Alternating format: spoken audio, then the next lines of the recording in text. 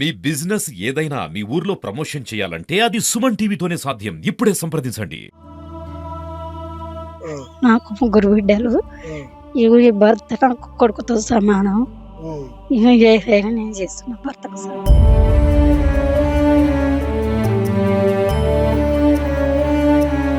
అంటే ఛాతీ నుంచి పై భాగం పనిచేస్తది. పనిచేస్తది. కింద పనిచేస్తది. కింది రకం మూత్రం గాని, మోషన్ ఆ! ఈ రావు అన్నీ తెలియదు.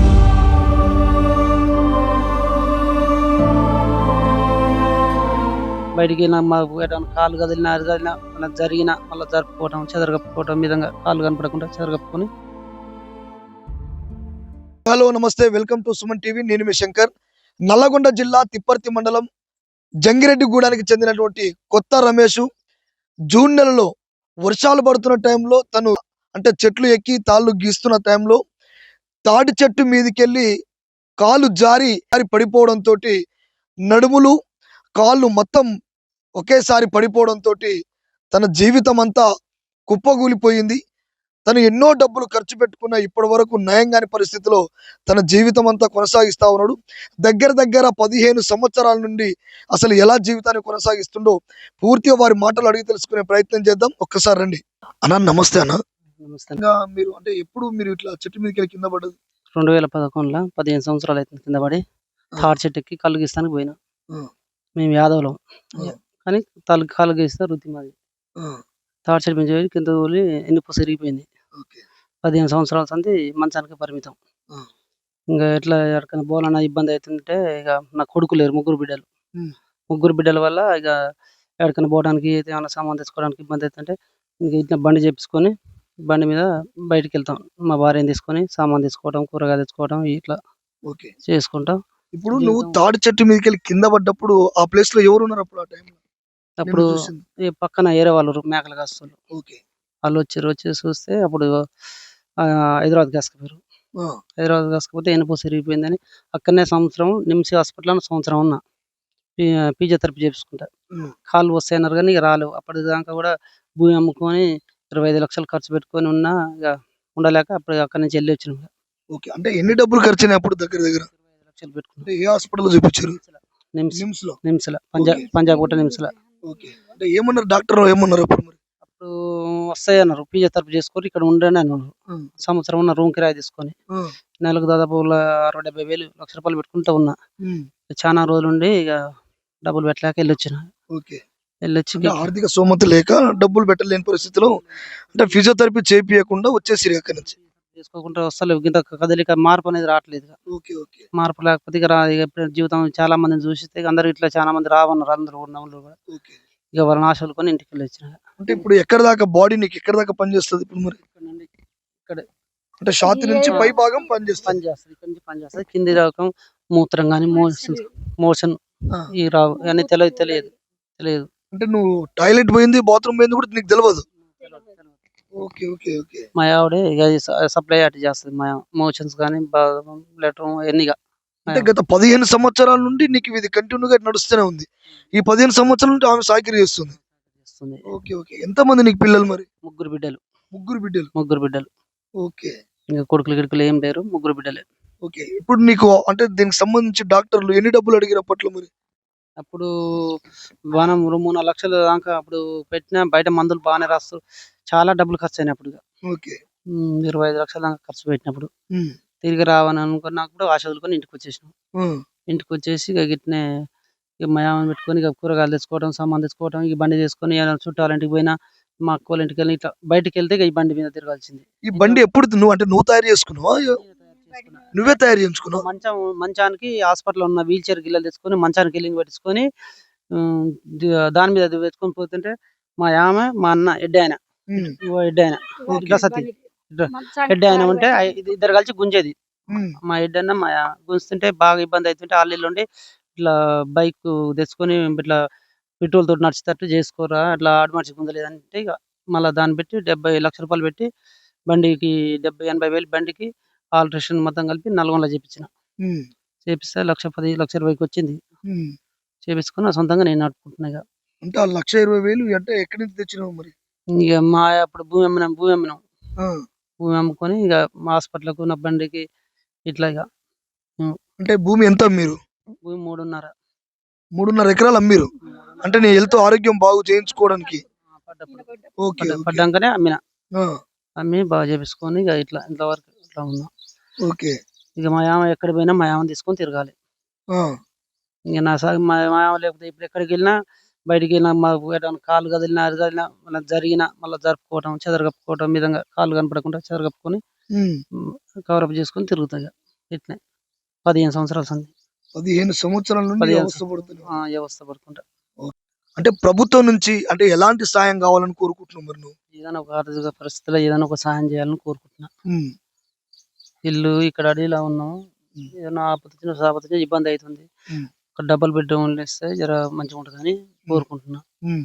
జర ఆర్థిక సాయంగా ఏదైనా సాయం చేస్తే మంచిగా ఉంటుందని నాకు హ్మ్. కానీ నా పిల్లలకు కానీ మా యామ ఎప్పుడు నా దగ్గరనే ఉండి సహకరి చేస్తుంది. ఒక తల్లి లెక్క సాయం చేస్తుంది. సహకరి చేస్తుంది. హ్మ్. చాలా ఇబ్బందులు పడుకుంటా 15 సంవత్సరాల సంది నాకు ఎటు పోయినా కూలికి పోయలేదు, నాలికి పోయలేదు. ఎప్పుడు నాతో పాటు ఉండాలి. హ్మ్. మూత్రం, దొడ్డికి అని ఆమె తీసి ఆమె చేయాలంతే సహకరి. హ్మ్. ఇట్లా చాలా ఇబ్బంది అవుతుంది. కాబట్టి కొద్దిగా ఆర్థిక సాయం కొంచెం ఇబ్బంది అవుతుంది. మందులకు, మెడిసిన్స్, మూత్రం బ్యాగు నెలకు 4 సార్లు మూత్రం బ్యాగ్ మార్చుకోవడానికి హ్మ్. ఇట్లా కొంచెం చాలా ఇబ్బంది అవుతుంది. మెడిసిన్స్ అప్పుడప్పుడు ఇన్ఫెక్షన్లు వస్తున్నాయి. ఇన్ఫెక్షన్లు వచ్చి మొత్తం గాంధీ హాస్పిటల్ అవన్నీ పోతాయి. ఇక్కడ హ్మ్. ఇక్కడొచ్చింది ఇన్ఫెక్షన్. ఇక్కడొచ్చి ఇన్ఫెక్షన్ వచ్చి మొత్తం బోన్స్ మొత్తం బయటికెళ్ళేసి చీములు పట్టి మొత్తం కండలు కోసేసిర్రు ఇప్పుడు. హ్మ్. మొత్తం చాలా ఇక్కడ చాలా వెనక పక్క చాలా ప్రాబ్లమ్స్. హ్మ్. ఇట్లా మంచిగా సాఫ్‌గా లేదు. హ్మ్. ఇన్ఫెక్షన్ వచ్చి మొత్తం కట్ చేసిర్రు. మాంసం తీసేసి ఒక బోన్స్ ఇక్కడి నుంచి ఈ తొడల బోన్స్ బయటికెళ్ళొచ్చింది ఇక్కడ బోన్స్. ఆ! ఇక్కడ బోన్స్ ఉంది కదా! ఇక్కడ గిరక ఉంటది కదా! ఆ హ్మ్. గిరక ఇంతలా గిరక బయటకొచ్చేసింది. హ్మ్. సో, దీనికున్న ఈ కాలుకున్నట్టు సక్కగా కాలు లేదు. ఇలా బోన్స్ లేదు. ఓకే. ఓన్లీ కండ వరకే ఉంటది. ఉట్టి హ్మ్. కాలే ఉంది. హ్మ్. బోన్స్ లేదు. అట్లా ఈ దానివల్ల మందులు వాడటం, ఇన్ఫెక్షన్ రావటం చాలా కొంచెం ప్రాబ్లమ్ అయితుంది. ఆర్థిక పరిస్థితి కొంచెం ఇబ్బందిగా ఉంది. ఇప్పుడు ఇప్పుడు సంవత్సరానికి 2 సంవత్సరాలకోసారి 2, 3 సార్లు హైదరాబాద్ తిరగాల్సొస్తుంది. హ్మ్. హాస్పిటల్‌కు బండ్లు అటు ఇటు 108లు కట్టుకొని నాకిట్లా బస్సులో గిస్సులో పోవటం రాదు. హ్మ్. కూర్చోవటం రాదు. ఎంతసేపున్నా ఎల్లెల క్లబ్ వరకు తిరగడం వరకే. ఓకే. ఇంగేది పెట్టుకున్నాం ఈనుంచి హైదరాబాద్‌కి 5, 6 వేలు కట్టుకొని పోవటం, అక్కడ ఉండటం, మళ్ళీ ఒక 10 రోజుల తర్వాత మళ్ళా కట్టుకొనొచ్చినప్పుడు మళ్ళా 7, 8 వేలు కట్టుకొని మళ్ళా బండి కట్టుకొని మళ్ళా రావటం. హ్మ్. అట్లా ప్రాబ్లమ్ అయితుంది. ఒకసారి ఆమె మాటలు కూడా అడిగి తెలుసుకుందాం. అమ్మ చెప్పండి.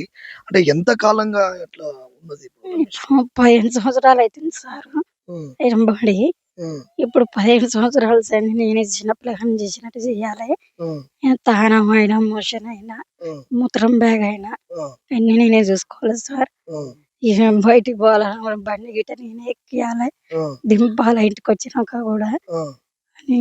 ఇక ఇదే సాయం ఎవరు చేయలేరు మాకు. హ్మ్. నాకు 3 బిడ్డలు. హ్మ్. ఇగ ఈ భర్త నాకు కొడుకుతో సమానం. హ్మ్. ఇగ ఏదైనా నేను చేస్తున్నా భర్తకు సార్. హ్మ్. ఇప్పుడు ఏ సహాయం చేయాలన్నా కూడా ఎవరు చేయలే. హ్మ్. మేమే తెచ్చుకుంటాం బయటికెళ్ళి కూరగాయలైనా, హ్మ్. మంచినీళ్ళైనా ఏయైనా హ్మ్. మేమే తెచ్చుకుంటాం సార్. హ్మ్. మాకు బండి ఇబ్బంది అయితుంది సార్. పెట్రోల్ పోసుకోవాలన్నా కూడా పైసలు చానా అయితున్నాయి. బయటికెళ్ళినప్పుడు ఓ ఛార్జింగ్ బండన్నా ఏదన్నా సాయం చేయండి సార్. మాకు ఇప్పుడు 15 సంవత్సరాల సంది ఏ ఏ చాకిరీ చేస్తున్నాం. మాకు డబ్బులు ఎళ్ళలేకపోతున్నాయి. మాకు పూట గడుస్తేనే ఇబ్బంది అయితుంది. కంట్రోల్ బియ్యం మీదనే బతుకుతున్నాం మేము. పొలం లేదు, ఏం లేదు మాకు. ఉన్నదంతా అమ్ముకున్నాం సారు. హ్మ్. ఈయన పడ్డప్పుడు. హ్మ్. ఇప్పుడు 3 పిల్లలొచ్చినప్పుడు కూడా ఖర్చులు బానే అయితున్నాయి సార్ మాకు.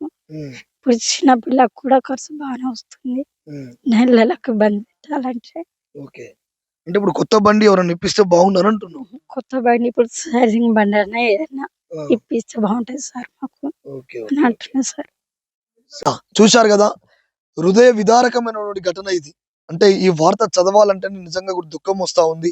గత 15 సంవత్సరాల నుండి తాటి చెట్టు మీదకెళ్ళి జారిపోయి ఒక్కసారి కుప్పగూలినటువంటి రమేష్ వాళ్ళ పరిస్థితి ఎంత ఘోరంగా ఉన్నదంటే, తను స్నానము చేయలేడు, బట్టలు కట్టుకోలేడు, బట్టలు తొడుక్కోలేడు.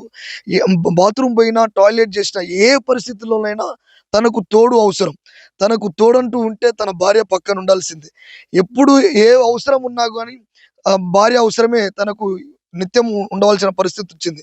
తను బయటికెళ్ళాలన్నా ఒకవేళ కూరగాయలు తెచ్చుకోవాలనుకున్నా కానీ అంటే కృత్రిమంగా తయారు చేసినటువంటి అంటే ఈ స్కూటీకి అంటే తన సొంతంగా తయారు చేసుకున్నటువంటి ఇది మంచం. ఈ మంచానికి వెల్డింగ్ సాయంతో పెట్టుకొని దాని మీద చిన్న బెడ్ వేసుకొని తన భార్య సహాయంతో తను ఎక్కించుకుంటూ తను ఎక్కడికి వెళ్ళినా చూడండి ఒక్కసారి నడి రోడ్డు మీద అందరూ బైకులు రయ్యి రయ్యమని తిరుగుతుంటే తను మాత్రం అందరూ చూస్తూ ఈ వయసులో బాధపడుతూ అంటే మంచం మీద పడుకున్నట్టుగా పడుకొని ఈ బండిని తోలడం నిజంగా కూడా బాధాకరం. ఈయన ఈ చేసి ఒక్కటి కూడా తన భార్య దగ్గరుండి చేస్తుంది. నిజంగా కూడా తన భార్యకు అసలు హ్యాండ్సప్ అని చెప్పొచ్చు. ఎందుకంటే ఈ రోజులలో భార్యలు చిన్న చిన్న గొడవలకే వదిలిపెట్టి పోతున్న సందర్భంలో భర్తకు ఇంత దీనస్థితిలో ఉన్నా ఇట్లాంటి పరిస్థితి వచ్చినా కూడా భర్తని వదిలిపెట్టకుండా నిత్యం కంటి రెప్పలాగా తను ఇలాగ ఒక మాట చెప్పింది. నాకు 3 ఆడపిల్లలతో పాటు తను కూడా నాకు ఒక కొడుకులాగా తనకు అన్ని సాకిరి నేనే చేస్తున్నానని చెప్పి మాట్లాడింది. అలా చక్కటి మాట మాట్లాడింది. ఇంత సాకిరి చేస్తున్నటువంటి ఈ రమేష్కు ఆర్థికంగా ప్రభుత్వం వెంటనే తక్షణమే ఆ కుటుంబాన్ని ఆదుకోవాలని, తనకు డబుల్ బెడ్రూమ్ ఇల్లు గతంలో కూడా ఇస్తామని చెప్పి ఇవ్వలేదని, ఆ పిల్లల్ని కూడా గురుకుల పాఠశాల చదివిస్తామని చెప్పేసి చెప్పడం జరిగింది.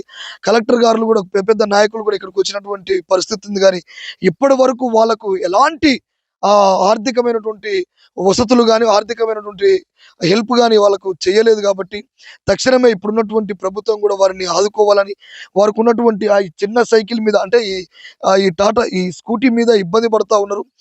దీనికి పెట్రోల్ పోసుకోవడం కానీ తర్వాత వీళ్ళు నడిపియాలంటే ఆర్థిక పరిస్థితులు ఇంట్లో గెలవడమే కష్టంగా ఉన్నది. ఇట్లాంటి వెహికల్ మీద పోవాలంటే ఇబ్బంది అవుతా ఉంది. కొత్త వెహికల్ ఎవరన్నా డొనేషన్ చేస్తే బాగుండని చెప్పేసి వాళ్ళు చేతులు జోడించి కూడా వేడుకుంటా ఉన్నారు. అంతేకాకుండా ఊరుకు దూరంగా చాలా దగ్గర చూసుకోవచ్చు.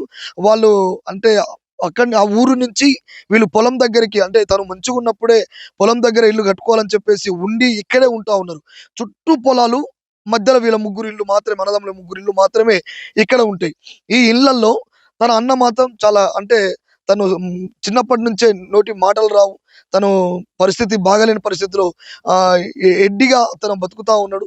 తన జీవితాన్ని కూడా చూడొచ్చు ఒక్కసారి. అతను బతకడం కష్టం. తనను బతికించాలంటే వీళ్ళు చేసేటువంటి పరిస్థితుల్లో లేని పరిస్థితి. అంటే ఇతను చూసుకోవాలి, అన్నని చూసుకోవాలి, ఇటు రమేష్ను చూసుకోవాలి. ఈ వీళ్ళిద్దరితో పాటు 3 ఆడపిల్లల్ని కూడా తల్లి ఈమె చూసుకోవాలి. ఇలాంటి పరిస్థితి ఏ కుటుంబానికి కూడా రావద్దు. వెంటనే ఇలాంటి కుటుంబానికి ప్రభుత్వం వెంటనే తక్షణమే సహాయం చేయాలని చెప్పేసి వేడుకుంటా ఉన్నాం. కెమెరామ్యాన్ అంజితో మీ శంకర్, జంగారెడ్డిగూడెం. నాకు 3 బిడ్డలు. ఈ భర్త నాకు కొడుకుతో సమానం. ఏదైనా నేను చేస్తున్నా భర్తకు సమానం.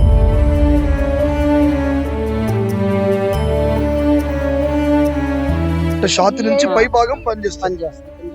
కింది రకం మూత్రం కానీ మోషన్ ఈ రావు అని తెలియదు.